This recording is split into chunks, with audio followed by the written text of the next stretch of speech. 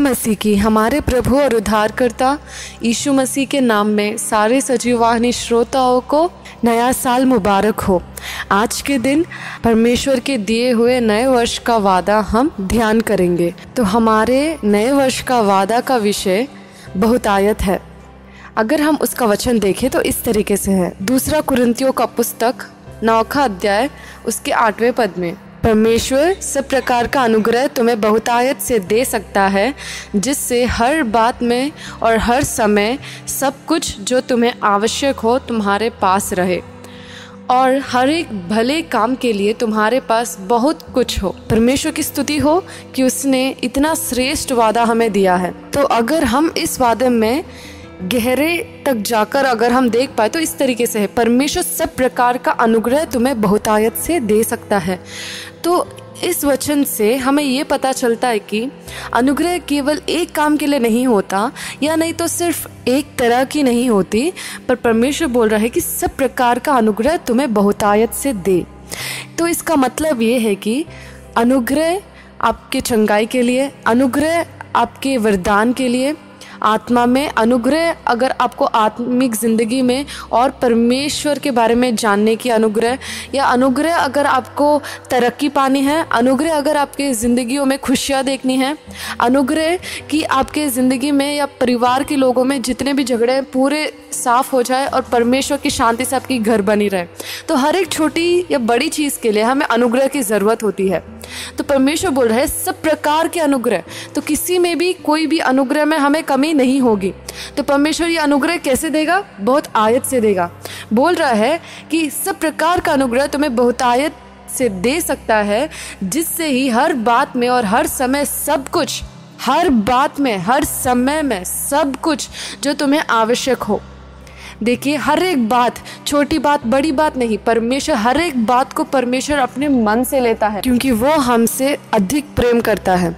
तो अगर हम देखें तो हर समय भी बोल रहा है, ये समय नहीं कि जब आप अच्छे काम करें या जब आप परमेश्वर के मन पसंदीले काम करें तो तभी परमेश्वर आपको अनुग्रह देगा, ये बात नहीं, पर हर समय अच्छा समय हो, बुरा समय हो, या आपके दुखी का समय हो या आनंद का समय हो, या ऐसी भी समय हो सकता है जहाँ आप भूल भी चुके होंगे परमेश्वर को, पर परमेश्वर अपने अनुग्रह को कभी भूलता नहीं है। और वो अनुग्रह को जब आप देखते हैं, प्राप्त कर पाते हैं, तो परमेश्वर की अच्छाई को जानकर परमेश्वर के और आप दौड़ के आ पाओगे। हालेलुया। तो इस वजह से परमेश्वर बोलता है हर बात और हर समय सब कुछ, हर एक चीज़ में, अगर वो आपकी शादी का विषय है तो परमेश्वर उसमें भी आपको अनुग्रह देने के लिए तैयार है, या कुछ भी पढ़ाई के विषय में या किसी के विषय में भी परमेश्वर अपना अनुग्रह हमेशा बहुत आयत रूप से आप सभी के ऊपर रखना चाहता है। जो तुम्हें आवश्यक हो तुम्हारे पास रहे और हर एक भले काम के लिए तुम्हारे पास बहुत कुछ हो। देखिए, हम कई बार निराश होते हैं, सोचते हैं कि मेरे पास तो ज़्यादा पैसा नहीं है, मेरे पास तो ज़्यादा कुछ नहीं है जिससे मैं कुछ अच्छा कर पाऊँ। तो परमेश्वर इस साल आपको बहुत आयत से भरेगा, बहुत आयत से अनुग्रह देगा, और उस अनुग्रह में आप हर एक चीज़ में सफलता पाएंगे, हर एक चीज़ में आप बहुत आयत का अनुभव करेंगे। तो अगर हम देखें तो अगर अंग्रेज़ में लिखा है कि इसमें परमेश्वर में सामर्थ्य है कि वो हमें ऐसा बना पाए। हम सोचते हैं कि परमेश्वर मुझे नहीं बनाएगा, परमेश्वर मुझे काबिलियत नहीं देगा, परमेश्वर मुझे बलवान नहीं बना पाएगा, परमेश्वर मुझे अनुग्रह नहीं दे पाएगा करके, पर नहीं, परमेश्वर के अंदर सामर्थ्य है, और वो सामर्थ्य ये है कि वो हमें अनुग्रह देता रहे हमेशा। हालेलुया। तो अनुग्रह का मतलब क्या है? अनुग्रह का मतलब ये है कि अयोग्य कृपा, अयोग्य करुणा या नाहक करुणा, कि परमेश्वर का पक्ष हमारे पास हमेशा है। तो अनुग्रह की ज़रूरत तब पड़ती है जब हम उसके लिए कुछ काम नहीं करते हैं। तो अगर हम देखें रोमियो का पुस्तक 11 अध्याय और उसके 6 के पद में, यदि यह अनुग्रह से हुआ है तो फिर कर्मों से नहीं तो अनुग्रह फिर अनुग्रह नहीं रहा। देखिए कितना प्यारा वचन है। तो इस वचन हमारे ज़िंदगी का कारण बन गया है आज के दिन, क्योंकि हम कई बार सोचते हैं मैंने बहुत सारे कर्म कर चुके हैं, गंदे काम कर चुके हैं, क्या तब परमेश्वर मुझे फिर से स्वीकारेगा? तो क्या उसकी अनुग्रह फिर से मेरे ऊपर बनी रहेगी? क्या वो मुझे अनुग्रह मेरे को भी दिखा पाएगा? क्योंकि मैं तो उतना अच्छा नहीं हूँ। नहीं तो मेरे अंदर करने की बल नहीं है, मेरे अंदर सामर्थ्य नहीं है। तो परमेश्वर का वचन बोल रहा है अगर ये अनुग्रह है तो इसमें कर्मों की कोई काम नहीं है।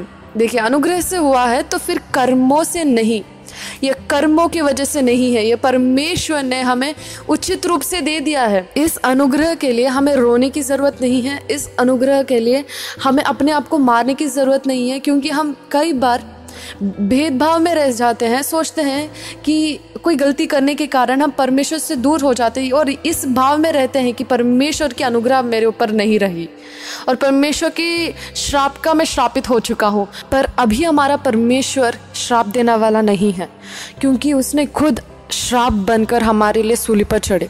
तो अगर हम देखें तो ये कर्मों की वजह से नहीं है, ये परमेश्वर का मुफ्त तोहफा है जो हमें मिला है। तो इसका मतलब क्या ये है कि हम पाप की ज़िंदगी में ही रहे? तो मेरे प्रिय भाई और बहनों, बिल्कुल भी नहीं, क्योंकि परमेश्वर पापी से प्रेम करता है, पाप से नहीं। तो उस पाप को हटाने के लिए परमेश्वर ने हमें अनुग्रह दिया है। तो अगर हम देख पाए रोमियो का पुस्तक 5वां अध्याय उसके 20वें पद में, व्यवस्था बीच में आ गई कि अपराध बहुत हो, परंतु जहाँ पाप बहुत हुआ वह अनुग्रह उससे भी कहीं अधिक हुआ। कि जैसा पाप ने मृत्यु फैलाते हुए राज्य किया, वैसे ही हमारे प्रभु मसीह के द्वारा अनुग्रह भी अनंत जीवन के लिए धर्मी ठहराते हुए राज्य करे। देखिए, परमेश्वर बोल रहा है कि उसकी अनुग्रह है जो हमें धर्मी ठहराती है। तो जब हम इसको विश्वास करते हैं कि हम परमेश्वर की धर्मी हैं उसके अनुग्रह के द्वारा, और ये हमारा पद है, ये हमारा स्तर है जहाँ हम खड़े होते हैं परमेश्वर के धर्म के अनुसार, हम परमेश्वर के धर्मी ठहरा जाते हैं। तो इसके कारण तो हम जब इसकी जानकारी हम रखते हैं तो हम पाप के ऊपर विजेता पाते हैं, क्योंकि हमारे पद के अनुसार हम अपने कर्मों को हम उस अपने आप के ऊपर ठोसते नहीं। अगर आपने कुछ गलत काम किया है तो कामों को ठोसिए, क्योंकि आपका पद ऊंचा है। जैसे हम बोलते हैं छोटे बच्चों को कि ए बच्ची मत कर, क्योंकि तू अच्छी लड़की है, तू गंदे काम नहीं करती। तो इस प्रकार ही हमें भी अपने आप से बात करना है कि हे सुन, मेरी बात सुन, मेरा शरीर मेरा बात सुन, मेरी आत्मा मेरी बात सुन, क्योंकि तू परमेश्वर की लौती पुत्र है। तो परमेश्वर ने तेरे लिए अपना लौते पुत्र को दे दिया है। परमेश्वर तुमसे प्रेम करता है, तो परमेश्वर का धर्मी है, तो परमेश्वर की धर्मी है। तो इस वजह से तो ऐसे काम की योग्य नहीं बनती, गंदे काम की योग्य नहीं बनती, पाप के लिए योग्य तो नहीं बनती, क्योंकि तू धर्मी है। अगर हम अपने आप को याद दिलाते रहेंगे कि हम कौन है परमेश्वर के, तब हम पाप से दूर हो जाएंगे, तब पाप हमसे बहुत ही दूर हो जाएगा। तो परमेश्वर आपको याद दिलाना चाहता है कि आपका पद नहीं बदला, आपका स्तर जो परमेश्वर ने आपको दिया है उसके लहू के द्वारा, तो वो बदला नहीं है कुछ भी। तो आप इस स्तर पर, इस पद से आप अनुग्रह पाते हैं। तो अभी हमारे लिए अनुग्रह कौन बना? प्रभु यीशु मसीह हमारे लिए अनुग्रह बन चुके हैं। अगर हम यूहन्ना 1 अध्याय उसके 14 वचन में देखें तो, और वचन देदारी हुआ और अनुग्रह और सच्चाई से परिपूर्ण होकर हमारे बीच में डेरा किया, और हमने उसकी ऐसी महिमा देखी जैसे पिता के एकलौते की महिमा। तो परमेश्वर इधर क्या हुआ? अनुग्रह और सच्चाई का परिपूर्ण होकर वो हमें, परमेश्वर हमें डांटता नहीं है, श्राप देता नहीं है, और कोई भी बीमारी परमेश्वर की ओर से बिल्कुल भी नहीं है, वो शैतान की ओर से है। अगर हम देख पाए यूहन्ना उसका 10वां अध्याय उसके 10वें पद में, तो इस तरीके से लिखा है, चोर किसी और काम के लिए नहीं परंतु केवल चोरी करने और घात करने और नष्ट करने को आता है। मैं इसलिए आया हूँ कि वे जीवन पाए और बहुतायत से पाए। हालेलुया।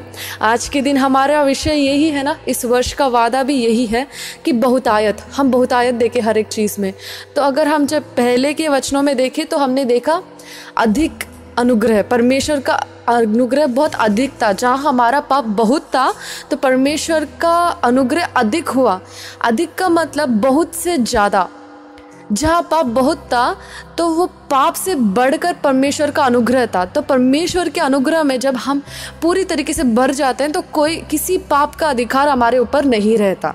तो इस वजह से रोमियो का पुस्तक 6 अध्याय और 14 के पद में इस तरीके से लिखा है कि हम परमेश्वर के अनुग्रह के नीचे हैं, पर ना ही उसकी व्यवस्था के नीचे।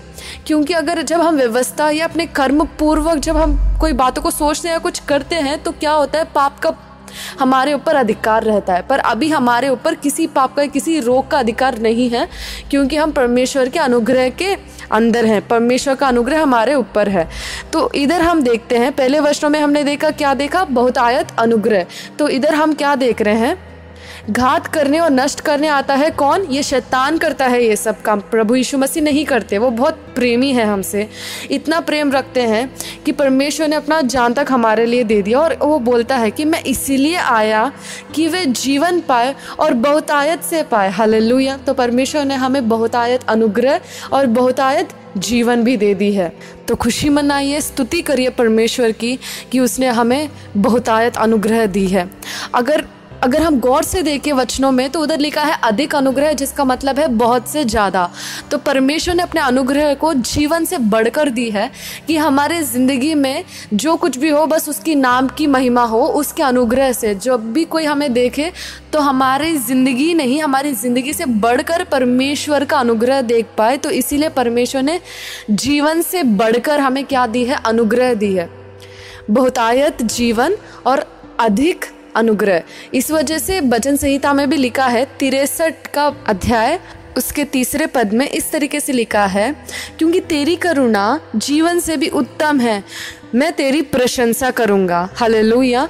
उसकी करुणा, इसका मतलब उसका अनुग्रह जीवन से भी उत्तम है। इसका अर्थात परमेश्वर ने हमें बता दिया है कि उसके अधिक अनुग्रह और उसके बहुतायत जीवन से हमारी ज़िंदगी में परमेश्वर का नाम ऊंचा होने वाला है। जैसे कि हम जानते हैं, हमारे से बढ़कर कोई चीज़ होती है तो वो हमें क्या करती है? दबा देती है।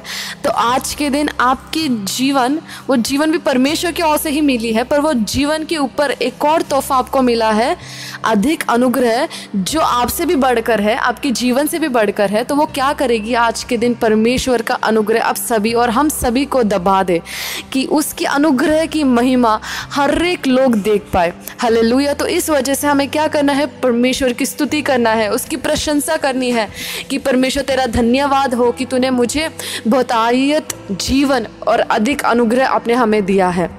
तो इस प्रकार हम अपने वादे को परमेश्वर को स्तुति देते हुए, उसकी आराधना करते हुए स्वीकार करके और हमारी नए साल को परमेश्वर की महिमा के लिए इस्तेमाल कर पाए।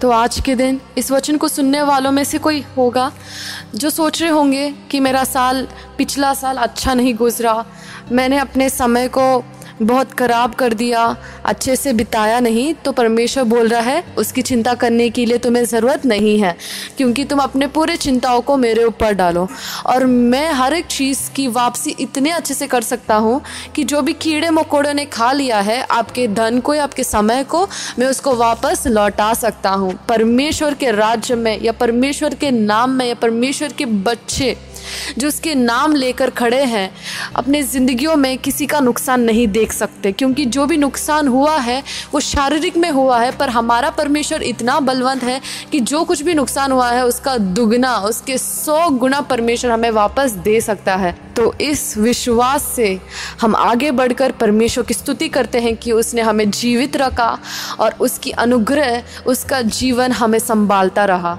परमेश्वर इस वचन को आशीष दे और सभी मेरे साथ प्रार्थना में जुड़े और स्तुति में परमेश्वर की नाम की आराधना और उसके नाम को रोशन करने की ज़िंदगी परमेश्वर हमें दे पाए। हम ऐसी प्रार्थना और स्तुति में उसकी उपस्थिति में हमें प्रवेश करते हैं। हमारे प्रेमी परमेश्वर, तेरे नाम की धन्यवाद हो प्रभु जी। आपने जिस तरीके से हमसे बात किया कि तेरा जीवन हमारे ज़िंदगियों में बहुत आयत से है परमेश्वर, और आपकी अनुग्रह अधिक है कि आपकी अनुग्रह हमें हर एक जगह में, हर एक स्थिति में परमेश्वर हमें ऊंचा उठाती है और हमें निराश होने की ज़रूरत नहीं है, क्योंकि हमारा परमेश्वर हर समय, हर एक चीज़ में, हर एक बात में, हर तरीके में परमेश्वर तेरी अनुग्रह हमारे ओर से बहुत अधिक है परमेश्वर, बहुत आयत से है, और हमें किसी के कारण और किसी वजह से हमें निराश होने की ज़रूरत नहीं है। परमेश्वर तेरा धन्यवाद हो कि आपने हमें एक नया साल दिया और इस साल में परमेश्वर आपने हमें वादा दिया कि आपका बहुतायत अनुग्रह हमारे ऊपर है। तो परमेश्वर इस स्तुति और प्रार्थना की भेंट हम आपकी उपस्थिति में, आपके चरणों में समर्पित करते हैं। हमारे दयालु और अनुग्रहकारी सामर्थी प्रभु यीशु मसीह के नाम में, आमीन। सारे लोगों को नए साल मुबारक हो। प्रभु यीशु मसीह सभी को आशीष दे। आमीन।